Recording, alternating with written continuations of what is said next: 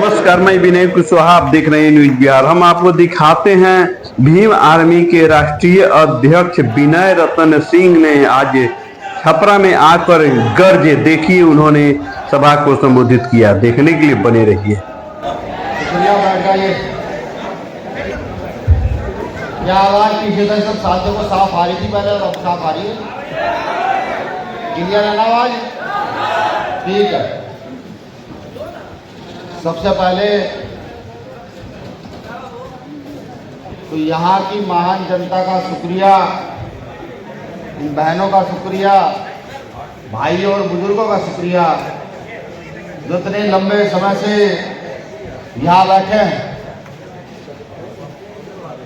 आपके यहाँ बैठने के समर्पण से ये साबित होता है कि आप आंदोलन के प्रति कितने समर्पित हैं और इस आंदोलन को बहुत मजबूती से आगे बढ़ाना चाहते हैं।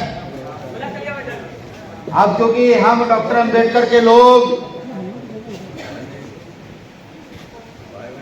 व्यवस्था में विश्वास रखने वाले लोग लगातार प्रैक्टिकल करते रहते हैं, तो मेरा पहला सवाल यहाँ बैठी जनता से है, यहाँ बैठे मेरे परिवार के लोगों से है। बिहार में एक बहुत बड़ा आंदोलन चल रहा है, जो अभी इस आंदोलन की थोड़ी सी रूपरेखा यहाँ की आजाद साहब ने आपको रखी। बोध गया मुक्ति आंदोलन चल रहा है। मैं बस एक सवाल पूछना चाहता हूं, कितने साथी वहां जाकर आज तक एक दिन 1 घंटा देकर के आए? झूठ मत बोलिएगा, मैं खुद मैनेजमेंट किया हुआ बंदा हूं। आपकी फेसबुक अभी आकर के चेक कर लूंगा। जो लोग गए वो ईमानदारी से हाथ उठाए, जो ना गए वो ना हाथ उठाए, जो फर्क थोड़ी पड़ रहा है। मैं तो सिर्फ एक शीशा आपको दिखाना चाहता हूं, एक शीशा। 1 2 3 4 5, मैं 50 लोग मान लेता हूं यहाँ बैठे जो साथी हैं कि 50 साथी वहां उस आंदोलन में हिस्सा, उस आंदोलन का हिस्सा बनने गए। भाई मुझसे जरूरी बात है तो फोन पर है और मैं यहाँ से बात करेगा। मैं तो सिर्फ आपको एक आईना दिखा देना चाहता हूं कि जो लोग बड़ी बड़ी बातें करते हैं, बड़ा बड़ा दम भरते हैं, जिनके पुरखों ने इस देश में अपनी मेहनत का लोहा बनाया, जिनके पुरखों ने पहाड़ काट के रास्ते बना दिए, जिनके गुरुओं ने सामंती व्यवस्था को चोट देकर के अपना नाम संत शिरोमणि में उपस्थित कराया, जिनके राजाओं ने अपना सर्वस्व निछावर करके एकता अखंडता की थोड़ी रखी। जो प्रदेश बुद्ध का प्रदेश है, उस प्रदेश के सम्मानित लोग, सम्मानित साथी अपने प्रदेश की व्यवस्था को बचाने के लिए भी नहीं जा सकते। आप सोचिएगा हम कैसे लोग, मैं भी इसी में हूं, क्योंकि इस देश में जब कहीं नाम लिया जाता है, राजनीति का नाम लिया जाता हो, प्रशासनिक सेवाओं का नाम लिया जाता हो, मेहनत कश लोगों का नाम लिया जाता हो, तो उसमें यूपी बिहार दोनों का नाम ज्वाइंट होकर लिया जाता है। हमारे विदेश में भी जो रहने वाले लोग हैं, वो जब फोन करते हैं तो पूछते भाई यूपी बिहार के लोग ठीक है क्या? दोनों प्रदेशों का नाम लेते हैं। अब आप सोचिए कि जिनका भरा भराया घर लुटाओ, जिनकी राजशाही सत्ता चली गई हो, छीन ली गई हो, वो लोग अपने आंदोलन को सींच नहीं सकते, तो अपनी व्यवस्था को कैसे बचाएंगे? मैं माफी चाहूंगा इस बात को कहते हुए, बहुत बुरी है। मैं अपनी बात शुरू करूं, शुरू करने से पहले संत शिरोमणि जी की 2 लाइन मुझे, संत शिरोमणि सतगुरु जी महाराज की 2 लाइन मुझे याद आ रही है, उनसे मैं अपनी बात शुरू करूंगा। सतगुरु महाराज कहते हैं कि जात जात में जात है, जैसे केतन के पात, जात जात में जात है, जैसे केतन के पात, रविदास से मानुष ना जुड़ सके जब तक जात ना जात। इसका अब कोई साथी ताली नहीं बजाएगा, बस सुनेगा मुझे गौर से, और सुनकर अगर उसको लगे कि कुछ सीख कर हम यहाँ से गए हैं, उसको अपने गांव में, अपने क्षेत्र में बताने का ही काम करेगा। सदगुरु महाराज कह रहे हैं 600-650 साल पहले इस देश में जातियों में जातियां हैं। एक जाति है, उसकी उपजाति है, फिर गोत्र है, फिर परिवार है, फिर गांव है। इतना सारा विखंडन यहाँ आर्यों ने किया, जो अभी आजाद साहब ने आपके सामने रखा। सदगुरु महाराज कह रहे हैं कि जात जात में जात है, जातों में जातियों में जातियां हैं। जैसे केले के पत्ते होते हैं, केले का पेड़ देखा है ना, देखा केले का पेड़, एक पत्ते उखाड़ोगे तो दूसरा पत्ता आएगा, दूसरा उखाड़ दोगे तीसरा पत्ता आएगा, तीसरा उखाड़ दोगे चौथा पत्ता आएगा। ये तो केले का पेड़ है, केले का पेड़ खत्म हो जाएगा लेकिन पत्ता खत्म नहीं होगा। वो कहते हैं कि मुझसे तब तक कोई नहीं मिल सकता जब तक वो अपनी जातियों को एक साइड ना रख दे। अब चूंकि ये बिहार है, यहाँ जब जब बहुजन सत्ता स्थापित होने की बारी आती है तो यहाँ पासवान किया जाता है, पासी किया जाता है, चमार किया जाता है, धोबी किया जाता है, कहार किया जाता है, या मूसल किया जाता है, मांझी किया जाता है, यहाँ यादव ही अहीर गडरिया किया जाता है, या अन्य जो जातियां हैं उनके नाम ले करके अपनी जातियों के गुप्त तैयार किए जाते हैं, लेकिन बहुजन सत्ता स्थापित नहीं होने दी जाती। ये अब हमें समझना होगा कि किस प्रकार से हमें आगे बढ़ना है। मैं अपनी बात शुरू करूं, बात शुरू करने से पहले बहुजन समाज में जन्मे सभी संतों, गुरुओं, महापुरुषों को नमन करता हूं। बुद्ध महावीर की इस पवित्र भूमि को, जिसने इस देश को नहीं विदेश को भी, इस संसार को शिक्षा से नवाजा, जिस भूमि ने पूरे विश्व को यह बताया शांति और क्रांति क्या होती है, जिस भूमि ने यह बताया कि बुद्ध भी और युद्ध भी जहां दोनों निवास कर सकते हैं, जिस भूमि ने ना जाने कितने सूरवीरों को जन्म दिया, ऐसी भूमि को नमन करता हूं। जय भीम, जय भारत को करता हूं।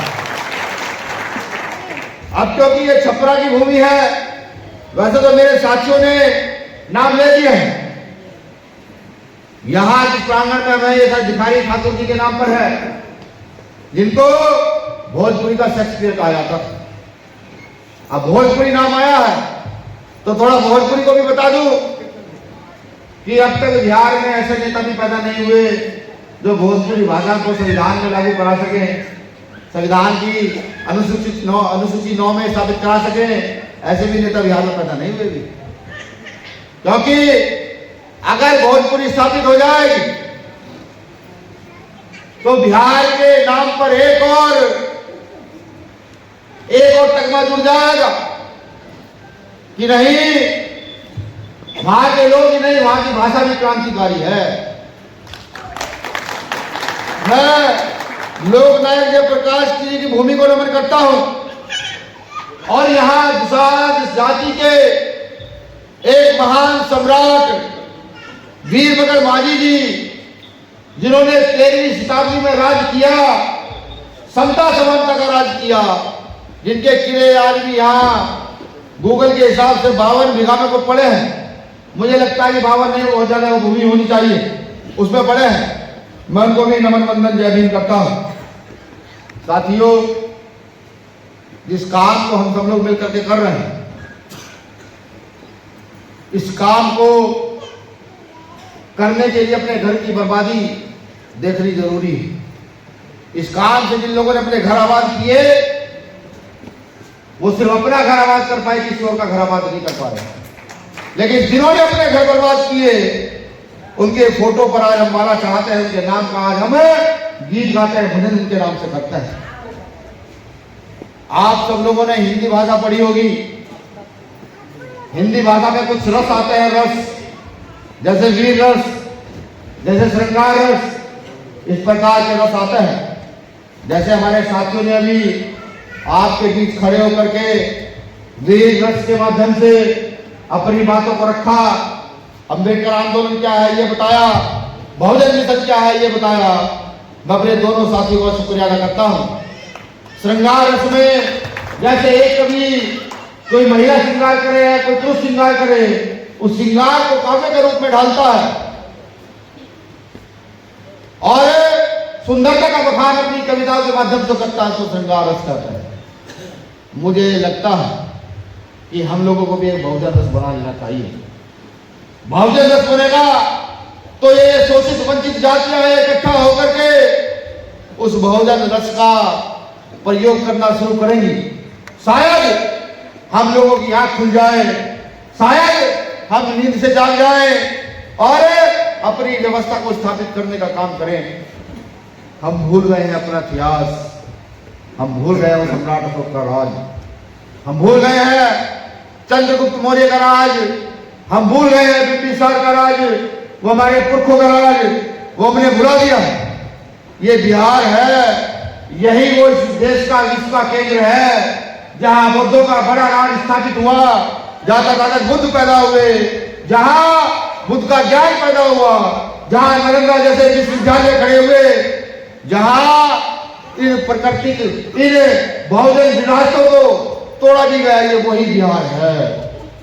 आज के नेता अफसोस होता है कि प्रधानमंत्री विदेश जाते हैं, कहते हैं बुद्ध की भूमि से आया हूं,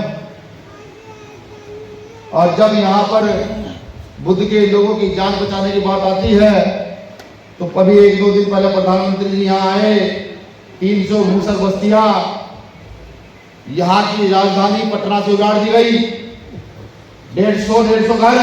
अभी बेगूसराय में कहाँ था कल मैं? नवादा में, सॉरी बेगूसराय में था ना आपके जिले में, मुजफ्फरपुर में 150 दलित बस्तियों के घरों में आग लगा दी गई। अभी मुख्यमंत्री की यात्रा चल रही है, महिलाओं से जबरदस्ती करवाया जा रहा है कि सुविधाएं मिल रही है, लेकिन जब मुझे पता लगा मुख्यमंत्री जी की यात्रा तो हमारे दलित पिछड़ों के घर उजाड़ कर पूरी हो रही है, तो अंदर ही अंदर मन रोने लगा। ये सोचने लगा कि जिनके पुरखों ने इतना बड़ा संघर्ष किया, आज उनकी औलादें आराम से टीवी और टीवी में घर खुश है। बुरा मत मानिए, मैं माफी आप लोगों से पहले ही मांग लूं कि उत्तर प्रदेश के तो पश्चिम की भाषा, अक्खड़ भाषा, बैतूल की भाषा और फिर मेरे किए गए कटाक्ष हो सकता है आपके हृदय में चुभे, आपको बुरे लगे, लेकिन सच्चाई सुनने का मादा हर किसी में होना चाहिए। मैं जब अपने पुरखों की ओर देखता हूं कि रात दिन रोटी नहीं मिली, पूरे दिन मजदूरी की, शाम को रोटी फेंक करके दी गई, पानी के लिए लड़ना पड़ा, अधिकार के लिए लड़ना पड़ा। आज उन पुरखों की औलादें जब उनको अच्छे कपड़े पहनने को मिलने लगे, अच्छी रोटी मिलने लगी, आज वो अपने किए गए बाप दादा को अपमान हुए बैठे हैं। उस अपमान का बदला डॉक्टर अम्बेडकर ने थोड़े सा लेने का प्रयास किया। आपको लिखित में अधिकार दिए कि इन अधिकारों को समझना और इस देश में मजबूत लड़ाई लड़ना, टुकड़ों में मत बंटना, लेकिन दूसरों ने हमें बांटा और हम बढ़ते चले गए। इससे अच्छा तो हम पहले 1000 साल पहले सही थे, 2000 साल पहले सही थे। दुखी दुखी सारे पिटे पिटे लोग इकट्ठा थे, गांव से बाहर हमें ढकेल के बाहर आते थे, वो ज्यादा सही था। आज सक्षम होने के बावजूद, गाड़ी घोड़े होने के बावजूद, अच्छे घर होने के बावजूद, अच्छी शिक्षा होने के बावजूद भी हम अपनी व्यवस्था को स्थापित नहीं कर पा रहे। क्या अच्छा लगता है आप लोगों को कि कोई भी आता है तोड़कर चल देता है, कोई भी आता है क्षेत्र की बात करके चल देता है, कोई भी आता है भाषा की बात करके चल देता है। मैं आया 5 साल के बाद में आया तो मैंने पूछा अपने साथियों से जो डॉक्टर अम्बेडकर का आंदोलन चलाते हैं, बिहार के क्या हाल है, कि भैया यहाँ के सीनियर नेता ये कहते हैं कुछ बाहरी लोग आ रहे हैं। मैंने नेताओं के नाम पूछे, नेताओं के नाम बताए, हमें पता लगा वो तो आरएसएस की पाठशाला में पढ़कर बड़े हो रहे हैं। मैं बताऊं, उत्तर भारत में अगर कहीं झूठ भी गाय की खबर लग जाए तो आरएसएस के लोग हत्या कर देते हैं इंसानों की, और वही दक्षिण भारत में वही आरएसएस के लोग उसी गाय को काट करके अच्छी तरीके से सब्जी बना करके मसाला लगा करके खाते हैं। देखो उनकी थोड़ी रणनीति कितनी है। ये वही आगे हैं जिनका जिक्र भी पीके आजाद साहब ने किया। और हम अम्बेडकरवादी लोग जब आंदोलन मजबूत होने की बात आती है तब कहीं भारी बता दिया जाता है, कभी हमारी जातियों को लेकर सवाल किया जाता है, कभी हमारे घरों को लेकर सवाल किया जाता है, कभी अमीरी गरीबी को लेकर सवाल किया जाता है। क्या हम सुधरे हुए लोग हैं? क्या हम समझदार हो चुके हैं? क्या हम इस मिशन में अपना योगदान दे रहे हैं? नहीं दे रहे मेरे साथियों। बाबा साहब अम्बेडकर की एक बात मुझे याद आती है। संविधान सभा में 26 जनवरी सन 1950 को जब डॉक्टर बाबा साहब अम्बेडकर संविधान लागू कराकर मुस्कुराते हुए बाहर निकलते हैं, तो उनके साथ के नेता उनसे पूछते हैं कि डॉक्टर अम्बेडकर बहुत खुश लग रहे हो। तो बाबा साहब कहते हैं हाँ मैं आज बहुत खुश हूं। आज मैंने रानी का पेट चीर दिया है। अब किसी रानी के पेट से काली शर्ट वाले भैया, ब्लैक कैप वाले भैया अगर मुझसे से बात कर रहे हो तो यहाँ पे बता दो यार, या फिर जो मैं जानकारी दे रहा हूँ आपको है तो वो भी बता दो। देखिए थोड़ी बेशर्मी इसलिए है कि मूवमेंट में ईमानदारी से काम करता है, रात दिन मिल का काम करता है। ये और जिनके लिए काम करते हैं तो उनका हमें सुनना चाहिए कि भाई क्या कह रहे हैं। माफी चाहूंगा आप लोगों से। तो बाबा साहब अम्बेडकर को कहते हैं कि डॉक्टर अम्बेडकर बहुत खुश लग रहे हैं। बाबा साहब कहते हैं कि हाँ मैंने रानी का पेट चीर दिया है, अब राजा रानी के पेट से जन्म नहीं लेगा।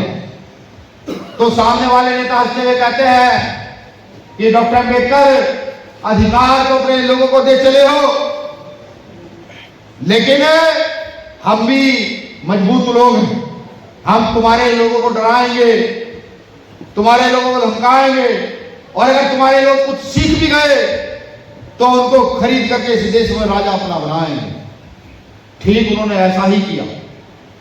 उन्होंने इस देश में खरीद कर डरा कर राजा अपना बनाया, और हमारे लोग भी गौरवान्वित होकर के चंद पैसे में, चंद खाने में, चंद भाईचारे में उनको राजा बनाते चले गए। कभी ये नहीं सोचा कि खुद राजा बनना है। उस सब का ऐसा नहीं है। गांव में प्रधानी सरपंची का चुनाव होता है, ये विधायक का चुनाव होता है, या कोई भी चुनाव होता है, तो एक ठेकेदार हमारे गांव में, हमारे मोहल्ले में आता है और कहता है ये पकड़िए दावत, हमारा साथ दीजिए, और मेरा सीधा बोला समाज उनकी ओर चल जाता है, मुड़ जाता है। क्यों? क्या हमको सुधरना नहीं चाहिए? बिल्कुल सुधरना चाहिए। बाबा साहब अम्बेडकर ने उन्हें एक बात और कही कि मैं जानता हूं मेरे लोग गरीब हैं, तुम डराओगे तो डर जाएंगे। मेरे लोग गरीब हैं, भूख के लालच में हो सकता है वो तुमसे 2 रुपए ले ले या रोटी ले ले, उस पर तुम्हें वोट दे दे, लेकिन ये नस्ल पढ़ लिख कर जब खड़ी होगी और उसमें कुछ लोग पर खड़े हो जाएंगे तो याद रखना, ये पिटे पिटे लोग, ये शोषित वंचित लोग, ये मजदूर किसान लोग बंद मुट्ठी होकर एक जगह खड़ा होकर अपना वर्चस्व, अपना राज स्थापित करने का काम करेंगे। ये डॉक्टर बाबा साहब अम्बेडकर ने उस समय कही। उस समय का एक वाक्य और याद आता, पूरा पैक्ट का मामला, तो एक ही नहीं बताऊंगा। बाबा साहब अम्बेडकर ने मिस्टर गांधी को भी कहा था, मिस्टर गांधी आज जो करना है कर लो, 20वीं सदी तुम्हारी, 21वीं हमारी है। आज सदी कौन सी चल रही है? आज 21वीं सदी के 25 साल पूरे होने गुजारे हैं, अभी 70 साल बाकी है। अगर 21वीं सदी के आधे में होते होते हम लोगों ने इस सदी को अपना ना बनाया या राज स्थापित ना किया, तो मुझे लगता है कि हमें पूत कहलाने का अधिकार नहीं है, बेटा कहलाने का अधिकार नहीं है, लायक बेटे हम नहीं हो सकते। और अगर हमने ये काम कर दिया, यहां शोषित वंचित गरीब को स्थापित कर दिया, यहां रोटी कपड़ा मकान की समस्याएं खत्म कर दी, यहां गली खरोंचों की समस्याएं खत्म कर दी, तो हम लायक बेटे बनने लायक हो जाएंगे। ये बात आप मेरे लिख कर रख लीजिए। मन बड़ा दुखी होता है। अभी यार आगे को बताया, सासाराम में 5 साल की बेटी अगवा हुई, 52 दिन के बाद उसकी लाश में उसका रेप किया गया। बड़ा दुख हुआ, अंदर से मन टूटता है जब पता लगता है कि बिहार की बेटी को उठाकर ले गए सामंती, मां उसकी लेने गई, उसकी मां को कहा 2 दिन बाद देंगे। 7 दिन बाद उस बेटी की लाश मिलती है। 7 दिन बाद ये टीम भीम आर्मी के आंदोलन करके मुश्किल से मुकदमा दर्ज कराती है। बड़ा दुख होता है अंदर से कि क्या हम लोग इन मालाओं के काबिल नहीं जो माला रखी आप गले में डालते हैं। वे जो बड़ी बड़ी लोई आप गले में डालते हो, सिर पर साफा बांधते हो, क्या हम जैसे लोग उसके काफी काबिल हो गए हैं? नहीं, बिल्कुल काबिल नहीं है। क्योंकि जब तक शोषित वंचित वर्ग के लोगों का दुख दर्द ना मिट जाए, मुझे लगता है कि डॉक्टर अम्बेडकर के लोगों को तो नींद तक नहीं आनी चाहिए और हम घरों में पढ़कर जाकर सो जाते हैं। ऐसा नहीं होना चाहिए। यह कोई राजनीतिक भाषण नहीं है, यह वो दर्द है जो पूरे देश में जाकर हम निवासी के लोग महसूस करते हैं, जो हम अपनी कमर पुलिस से पिटवा पिटवा करके महसूस करते हैं कि पुलिस बिना वजह 50-50 मुकदमे मेरे कार्यकर्ताओं को लगाती है और जेल भेज देती है। न जाने कितने मेरे कार्यकर्ताओं को मार दिया गया। अभी सुबह सूचना आई कि एक भीम आर्मी के कार्यकर्ता की हत्या हुई। प्रशासन से बात हुई तो प्रशासन ने कहा दिया एक्सीडेंट है। कैसे लोग कब जागेंगे? जब सब लुट जाएगा सब जागेंगे। पुरखों ने कहा, हमारे दादा परदादाओं ने कहा कि जिसकी जितनी संख्या वारी उसकी उतनी हिस्सेदारी। हम अपनी संख्या को लेकर के भी आज तक निश्चित होकर घरों में बैठे हैं। लोकतंत्र का मतलब नहीं समझना चाहते।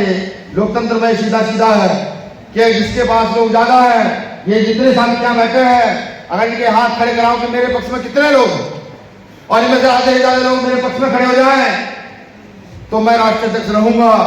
और अगर आधे से ज्यादा लोग कहते नहीं आप राष्ट्रीय अध्यक्ष नहीं रहेंगे, आधे से ज्यादा लोग दोहरा भाई के पक्ष में चले जाए, किशोर के पक्ष में चले जाए तो वो राष्ट्रीय अध्यक्ष हो जाएगा।